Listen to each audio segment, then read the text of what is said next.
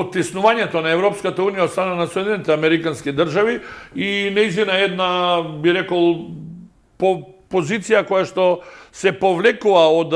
онаа позиција која што имаше, сметам дека и незадоволството кој што постои кај голем број на држави, посебно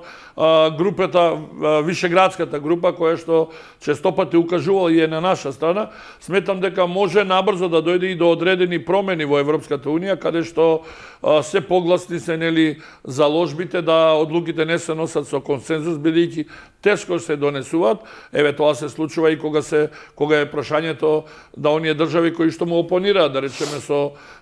Унгарија, со Словачка, со Австрија и така натаму, можеби најверојатно би требало, доколку прават некои реформи, би требало да ги направат реформите со оглед на моменталната ситуација која што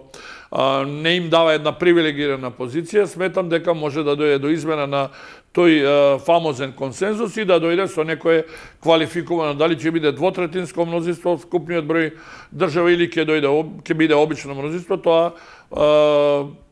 ќе очекуваме и ќе се надеваме дека би било во текот може да се случи во текот на оваа година.